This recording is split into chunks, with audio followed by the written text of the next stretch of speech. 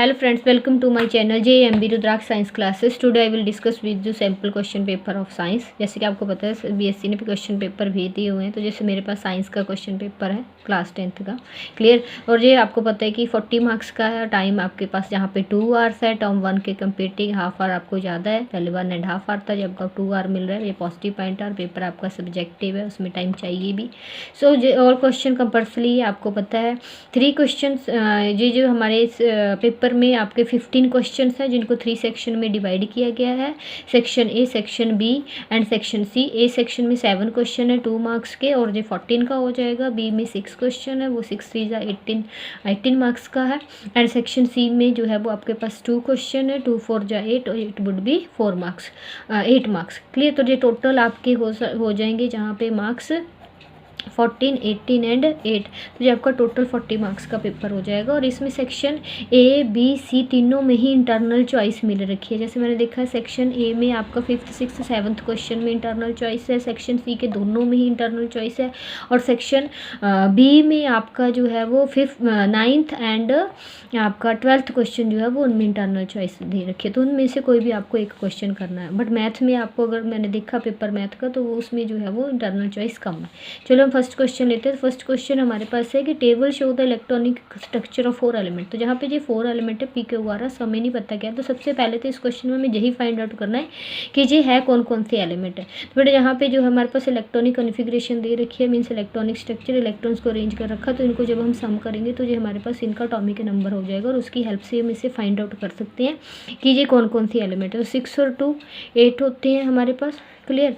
और 2 8 और 1 हमारे पास 11 है, और ये हमारे पास टोटल 17 हो जाएंगे, और ये हमारे पास टोटल 18 हो जाएंगे। तो ये 8 11 और 17 और 18 है, ठीक है। तो अकॉर्डिंग टू पीरियोडिक टेबल जो हमारे पास 8 एटॉमिक नंबर है वो हमारे पास ऑक्सीजन का होता है, और 11 जो है वो हमारे पास सोडियम का है, और 17 एटॉमिक नंबर जो है वो क्लोरीन का होता है, और जो 18 है वो हमारे पास आर्गन का होता है। अब देखते हैं कि आगे क्वेश्चन क्या पूछ रखे हैं हमें इसमें।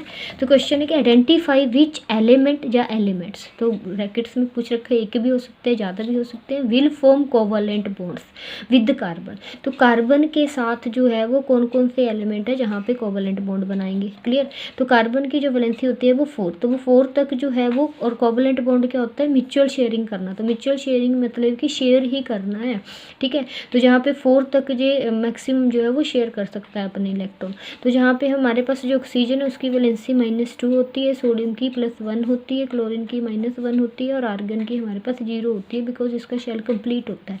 तो ये हमारे पास 7 है, एक की इसको ज़रूरत है, तो इसके साथ ये जो है वो बॉन्ड बना लेगा, कोवलेंट बॉन्ड। और जहाँ पे हमारे पास +1 में मीन्स इसको 7 की नीड है, इसके आउटर में शेल में एक ही इलेक्ट्रॉन है, 7 की ज़रूरत है, तो ये इसके साथ नहीं बना सकता। वैसे भी कोवलेंट बॉन्ड जो है वो नॉन मेटल के बीच में फॉर्म होते हैं। तो इट्स मीन जहाँ पे हमारे पास ऑक्सीजन है जो कि एक नॉन मेटल है, और इसको 2 इलेक्ट्रॉन की ज़रूरत है, जो इसके साथ म्यूचुअल शेयरिंग कर लेंगे। तो इसका मीन्स इसका जो फर्स्ट ऑप्शन है उसका करेक्ट आंसर हमारे पास क्या होएगा, पी एंड आर। तो पी एंड आर के साथ ये जो है वो कोवलेंट बॉन्ड फॉर्म करेगा।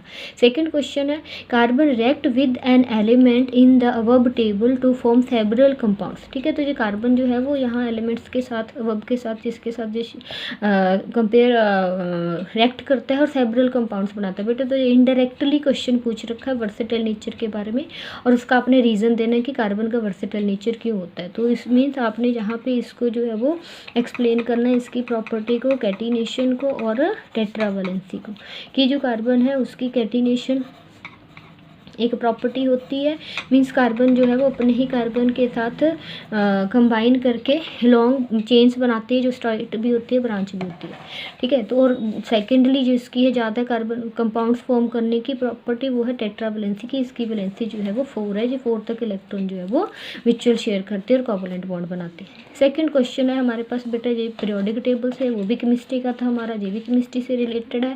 तो इसमें पूछ रखा which element would react together to form covalent bonds.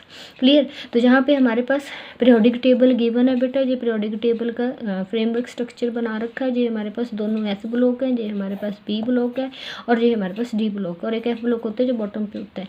अब हमें यहाँ पे देखना क्या है कि इन्होंने बोला विच एलिमेंट वुड रिएक्ट, तो यहाँ पे एलिमेंट दे रखा है डब्ल्यू, वाई और जेड। ठीक है, कोवलेंट पूछ रहा है, फिर से कोवलेंट फोर्थ चैप्टर से रिलेटेड क्वेश्चन है, दोनों ही मिक्स बनाए हुए हैं। तो वाई और जेड दोनों ही नॉन मेटल है, तो इट्स मीन इसका आंसर क्या आएगा, विच elements would react together.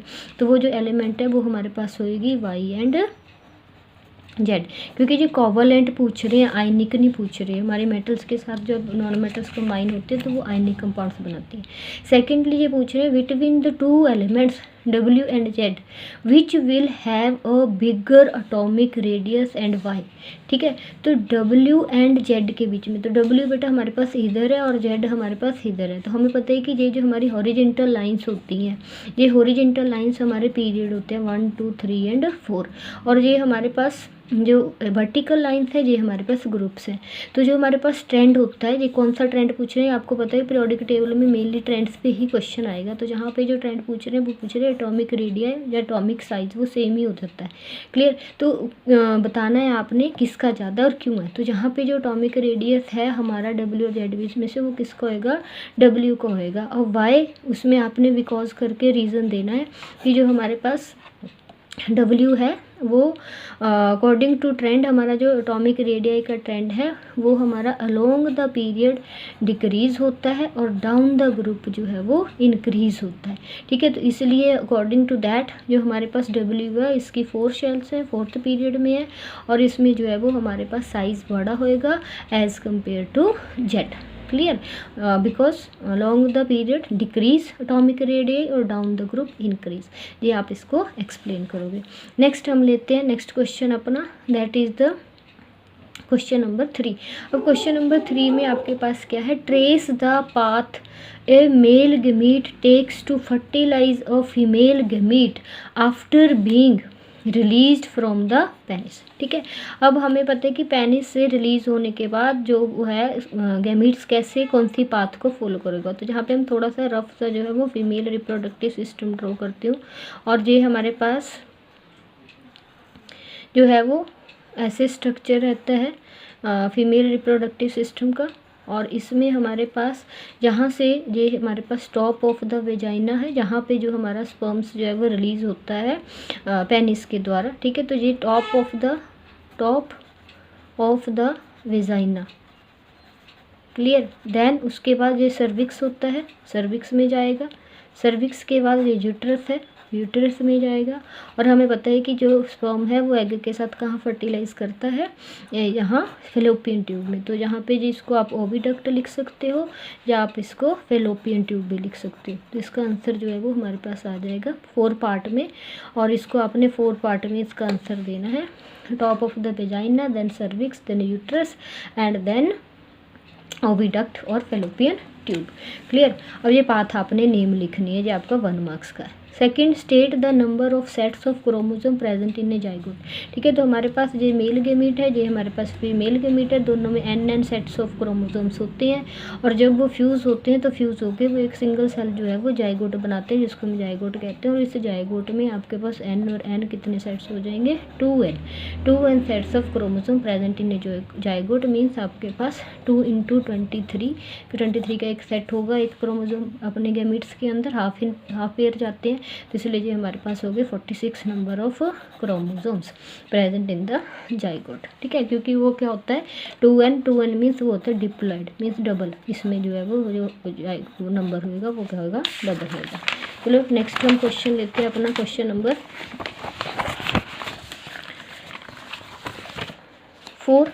Question number 4 में क्वेश्चन है, Rajesh observe a patch of greenish black powdery mass. Greenish black powdery mass means हमारे पास जो एक पीस है स्टेल ब्रेड, पुराना ब्रेड का। ठीक है, अब ब्रेड का पुराना पीस है, यू नो दैट जो ग्रीनिश ब्लैक पाउडरी मास उसके ऊपर आता है, जब ब्रेड किसी मॉइस्चर में एयर कॉन्टैक्ट में कुछ दिन पड़ा रहने के बाद आता है, तो उसमें भी नो दैट ग्रो कर जाता है एक ऑर्गेनिज्म।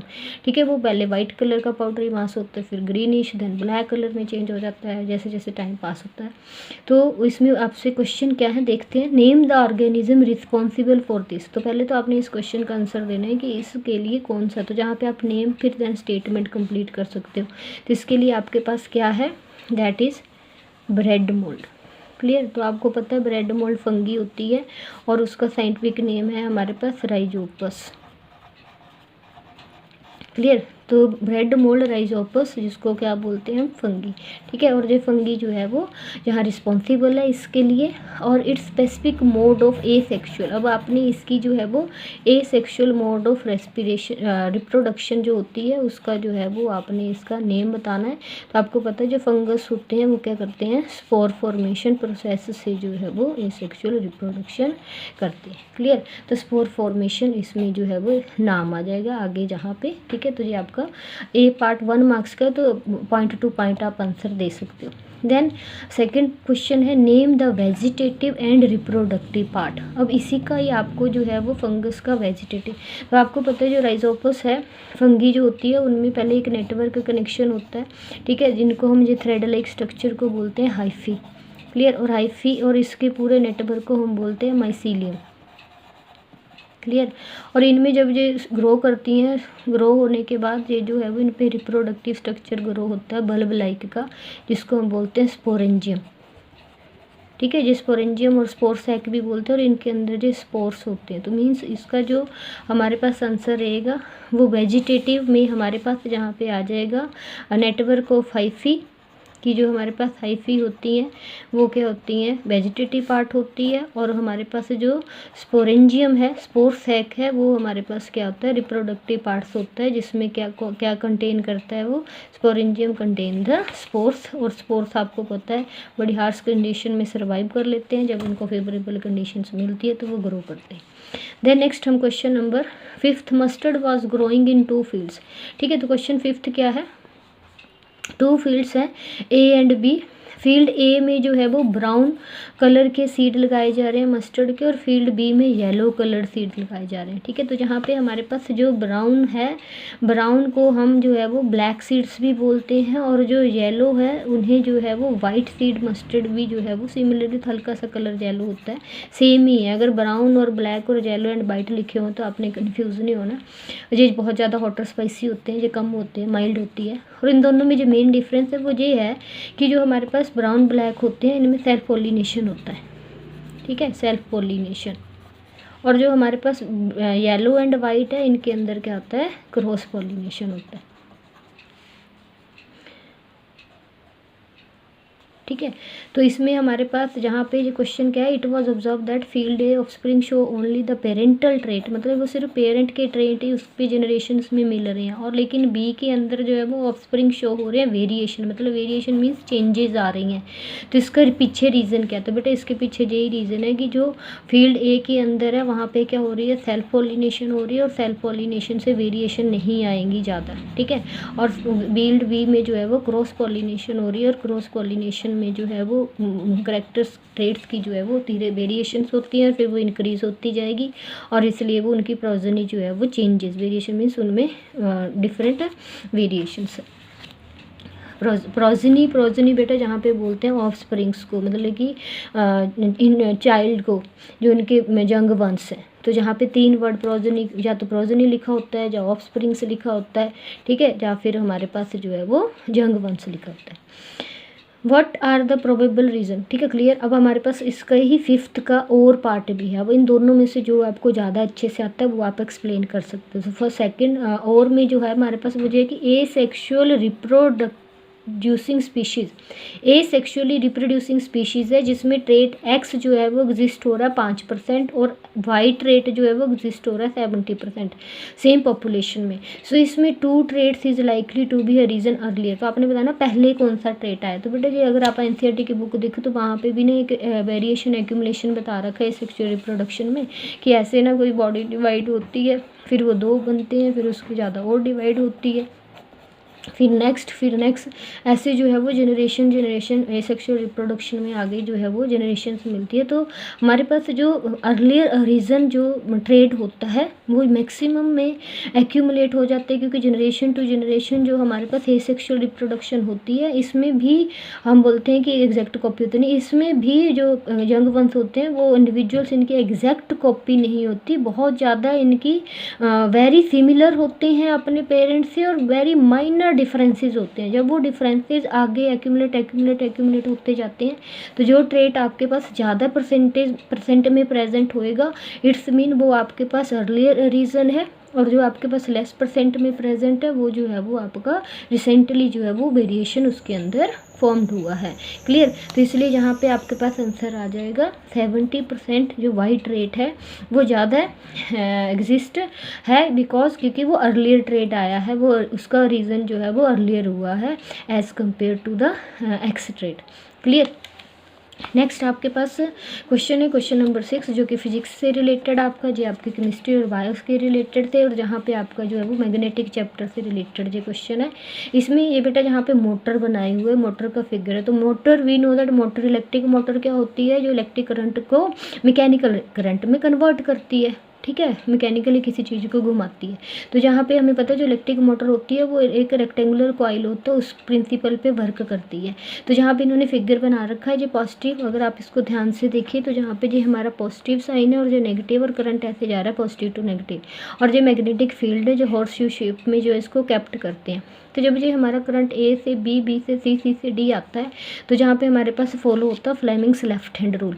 तो फ्लेमिंग्स लेफ्ट हैंड रूल में क्या होता है कि जैसे जो हमारे पास तीन चीज़ें जो हैं हम अपनी finger, index finger, middle finger और थंब को अगर हम परपेंडिकुलर टू ईच अदर करें तो जो मदर, फादर और चाइल्ड होता है, मीन्स ये मोशन है, ये हमारे पास में फील्ड है और ये हमारे पास करंट है। क्लियर? और अगर ये करंट ऐसे जा रहा है, सीधा ऐसे जा रहा है और फील्ड ऐसे परपेंडिकुलर हो रही है, तो जो इसका मोशन जो है, फोर्स जो है वो किधर को जाएगी, डाउनवर्ड डायरेक्शन में जाएगी। तो और इसकी जो है वो क्या हो जाएगी, उसके अपोजिट अपवर्ड डायरेक्शन में हो जाएगी। तो इसलिए जहाँ पे जो फर्स्ट यही पूछ रखा है कि आर्म ए बी पे फोर्स का जो है वो डायरेक्शन किस स्टेट में होएगा, तो जहाँ पे आपके पास आ जाएगा डाउनवर्ड पोजिशन में। क्लियर? और नेक्स्ट क्वेश्चन है हमारे पास, why does the current in the arm B C not contribute to the turning force on the coil. बेटा तो ये why does current B C, अब ये देखो मैंने कहा कि ये हमारे पास परपेंडिकुलर टू ईच अदर होते हैं according to the Fleming's rule. तो ये हमारे पास ऐसे आ रही हैं फील्ड्स और करंट ऐसे जा रहा है जो परपेंडिकुलर है, लेकिन यहाँ पे ये जो फील्ड्स है वो करंट के पैरेलल ही हो जाती है। तो इसलिए जहाँ पे ये जो है वो इसका जो इफेक्ट होता है फोर्स का वो ज़्यादा नहीं होता। तो जहाँ पे ये इसका आपने रीज़न देना है कि ये पैरेलल होती हैं इससे। ठीक है, करंट जो है वो किसके पैरेलल हो जाता है, करंट पैरेलल होता है मैग्नेटिक फील्ड की। ठीक है, तो मैग्नेटिक फील्ड के पैरेलल होता है और इसलिए वहाँ पे क्या होता है, लेस इफेक्ट होता है। तो इसलिए लेस इफेक्ट से वो उसको जो है वो कंट्रीब्यूट नहीं करते टर्निंग में। नेक्स्ट हमारे पास अगेन क्वेश्चन है, और में ए सर्किट कंटेन ए बैटरी। ठीक है, तो ये हमारे पास जहाँ पे एक सर्किट है, ठीक है, और उसके सर्किट के अंदर एक बैटरी है, रजिस्टर है, और हमारे पास सोलेनॉइड बनाया हुआ है। सोलेनॉइड क्या होता है बेटा, सोलेनॉइड आपको पता है कि जब एक वायर को कॉइल किया जाता है और उसको जो है वो एक फॉर्म शेप करता है, इसे बोलते हैं सोलेनॉइड। ये इंसुलेटेड वायर होते हैं जिसे कॉइल करते हैं एक सॉफ्ट आयरन कोर के ऊपर। ठीक है, फिर ये अगर इसमें से हम करंट पास करें वायर में से तो वो एक काम करता है इलेक्ट्रोमैग्नेट की तरह। तो जहाँ पे ये सोलेनॉइड है जो इलेक्ट्रोमैग्नेट की तरह वर्क करता है, तो जहाँ पे जब हम इस करंट को सोर्स को प्रोवाइड कर रहे हैं तो बिल्कुल ये बार मैग्नेट की तरह, इलेक्ट्रोमैग्नेट टेम्परेरी मैग्नेट होता है, उसका जो है वो वर्क करेगा। यहाँ पे हमारे पास जो रेज, अगर आप ध्यान से देखें तो ये एरोज से रेज बाहर निकल रही है, और वी नो दैट नॉर्थ से जो रेज होती है नॉर्थ पोल पे वो इमर्ज होती हैं, और साउथ पोल पे जो रेज होती हैं वो मर्ज होती हैं, मतलब अंदर आती हैं और यहाँ से बाहर निकलती हैं, रिजिनेट होती हैं। ठीक है, और उसके राउंड में वो सर्कुलर लूप में, कर्व्स में जो है वो घूमती है। क्लियर? तो ये हमारा सोलेनॉइड है। क्वेश्चन देखते हैं क्या है। क्वेश्चन है कि state how the magnetic field pattern indicates region where the magnetic field is stronger. अब वो पूछ रहे हैं कि इस रीजन में आपको बताना है कि मैग्नेटिक फील्ड स्ट्रोंगर जो है वो कहाँ पे होंगी। क्लियर? तो हमें पता है कि जो मैग्नेटिक फील्ड है वो स्ट्रोंगर कहाँ पे होएगी, हमारे पास जहाँ पे इनका जो है वो क्लोजनेस ज़्यादा होगी। तो मीन्स जो हमारे पास मैग्नेटिक फील्ड है उसकी जो स्ट्रेंथ है मैग्नेटिक फील्ड की वो शोन करती है by the degree of closeness. ठीक है, तो डिग्री ऑफ क्लोजनेस पे जो है वो डिपेंड करती है। तो ये फील्ड जितनी क्लोज होएगी मैग्नेटिक फील्ड लाइन, वहाँ पे स्ट्रोंगर जो है वो मैग्नेटिक फील्ड स्ट्रोंगर होएगी, और जितनी वो दूर स्पेस में होएगी उतनी वहाँ पे जो है वो वीक होएगी। मीन्स अगर एट द पॉइंट हम देखें मैग्नेटिक फील्ड को, तो आप यहाँ पे बोल सके कि greater the magnetic field lines in the unit of space, मतलब यूनिट ऑफ स्पेस में आपके पास अगर यूनिट ऑफ स्पेस में मैग्नेटिक फील्ड लाइंस जो है वो ग्रेटर है नंबर में, ठीक है, ग्रेटर है नंबर में, तो आपके पास जो मैग्नेटिक फील्ड है वो क्या होगी, स्ट्रॉन्ग होएगी। ठीक है, और दूसरा जितना वो एट द पॉइंट में हमारे पास डिस्टेंस पे डिपेंड करेगी पोल की, तो वो जितना पोल के पास होएंगी, ठीक है, तो पोल्स के यहाँ पे हम इसको कर लेते हैं कि हमारे पास अगर फ्रॉम द पोल, ठीक है, फ्रॉम द पोल्स जो है वो हमारे पास डिस्टेंस जो है वो जहाँ पे फ्रॉम द पोल्स अगर डिस्टेंस जो है वो लेस है तो मैग्नेटिक फील्ड मोर होएगी, और अगर फ्रॉम द पोल जो है वो डिस्टेंस ज़्यादा है तो मैग्नेटिक फील्ड जो है वो लेस हो जाएगी। More magnetic field and less magnetic field. तो मीन्स मैग्नेटिक फील्ड रीजन जो है वो आपका डिपेंड करता है उनका क्लोज का होना और उनके पोल से डिस्टेंस का होना। पोल से जितना वो दूर होएंगे उतना वीक, जितना पास होएंगे उतनी स्ट्रॉन्ग, जितनी क्लोजनेस होएगी उतनी स्ट्रॉन्ग। और दूसरा बेटा एक पॉइंट है इसमें कि जो हमारे पास इनसाइड द सोलेनॉइड होता है वहाँ पे जो हो जाती है यूनिफॉर्म स्पीड्स के साथ चलती है नॉर्थ से साउथ की तरफ को। क्लियर। नेक्स्ट हमारा क्वेश्चन है इसी से रिलेटेड, वो है हमारे पास बी पार्ट। और बी पार्ट में जो क्या पूछा है, what happens to the magnetic field when the current in the circuit is reverse. What happens to the magnetic field when the current in the circuit is reverse? तो magnetic field का अगर हम current जो है वो reverse कर देते हैं तो जो मैग्नेटिक फील्ड है वुड बी रिवर्स, वो भी क्या हो जाएगी, रिवर्स हो जाएगी। ठीक है, तो इसमें आपने ये जो है वो ऐड कर दोगे जहाँ पे, और स्टेटमेंट सेम लिख दोगे, आपका आंसर हो जाएगा, क्योंकि जो 2 मार्क्स के क्वेश्चन और 1 में आपकी स्टेटमेंट्स को आपको कंप्लीट करना है। नेक्स्ट क्वेश्चन है बेटा हमारे पास बायो से रिलेटेड, और जहाँ पे क्वेश्चन है कि DDT। तो बेटा DDT क्या होती है, डाई फिनाइल ट्राईक्लोरोइथेन, ये इसका नेम है। ये नॉन बायोडिग्रेडेबल केमिकल होता है हमारे पास, इससे as a pesticide insecticide use करते हैं। तो यहाँ पे भी स्प्रे कर रहे हैं control the breeding of mosquitoes, और मॉस्किटो की ब्रीडिंग के लिए हम कर रहे हैं। मीन्स ये मॉस्किटो जो है वो ब्रीडिंग कहाँ पे हो रही है, वाटर में, तो वाटर में ये कहाँ चले गया, मीन्स ये हमारे पास जो फूड चेन है, जहाँ पे ये कौन सी फूड चेन है हमारे पास, ये हमारे पास जो है वो एक्वेटिक फूड चेन है। ठीक है, तो ये एक्वेटिक फूड चेन में जो है वो वर्क हो रहा है, यहाँ पे क्वेश्चन है जो। और इसमें हमने क्या किया कि इसका ट्रॉफिक लेवल्स पे क्या इफेक्ट होएगा फूड चेन में, जस्टिफाइज योर आंसर। ठीक है, तो जहाँ पे आपको जो बताना है वो ये बताना है कि एक्वेटिक एनवायरनमेंट, पानी में वो जो है वो इंसेक्टिसाइड जो है वो स्प्रे केमिकल एंटर हो गया। वो केमिकल जो है वो हमारा प्लैंकटन के पास जाएगा। प्लैंकटन हमारी सर्फेसेस पे एनिमल और प्लांट्स होते हैं, फाइटोप्लैंकटन जो प्लैंकटन कहते हैं, स्मॉल जुगलीना अमीबा वगैरह, एल्गी, और देन उसके बाद स्मॉल फिशेज उसको खाएगी, उससे के बाद लार्जेस्ट फिशेज, देन होग। तो बेटा इसमें क्या होता है कि जो केमिकल होते हैं, ठीक है, और वो केमिकल्स की जो है वो कंसंट्रेशन इंक्रीज होती जाती है। तो increase the concentration of chemicals, जैसे जैसे वो ट्रॉफिक लेवल लोअर से हायर की तरफ को मूव करेंगे। ठीक है, तो lower level to higher level, अगर हमें पता है ट्रॉफिक लेवल ये क्या है, लोअर ट्रॉफिक लेवल मीन्स हमारी फूड चेन होती है, उसमें ऑर्गेनिजम्स होते हैं जिनको ट्रॉफिक लेवल से बोलते हैं। तो ये हमारे पास लोअर ट्रॉफिक लेवल से हायर ट्रॉफिक लेवल की तरफ को जो केमिकल्स होते हैं, ठीक है, उनकी कंसंट्रेशन जो अपोजिट होती है एनर्जी से, एनर्जी डिक्रीज होती है। यहाँ पे जो कंसंट्रेशन है एक्यूमुलेशन ऑफ केमिकल वो इंक्रीज होते हैं, तो लोअर से हायर की तरफ वो इंक्रीज होएगी, और उसमें से जो हमारे पास जो इफेक्ट आएगा कि इनमें केमिकल इसमें और ज़्यादा, इसमें और ज़्यादा, इसमें जो ज़्यादा, होक में और ज़्यादा जो है वो कलेक्ट हो जाएंगे, और इसमें इसको हम बोलते हैं बायोमैग्निफिकेशन। तो जहाँ पे जो है वो इस रीज़न को दे के आप जो है वो टर्म को एक्सप्लेन करोगे बायोमैग्निफिकेशन को। ठीक है, तो बायोमैग्निफिकेशन क्या होती है, biomagnification is the phenomenon of increase of concentration. ठीक है, तो जहाँ पे जो कंसंट्रेशन है वो इंक्रीज होती है ऑफ नॉन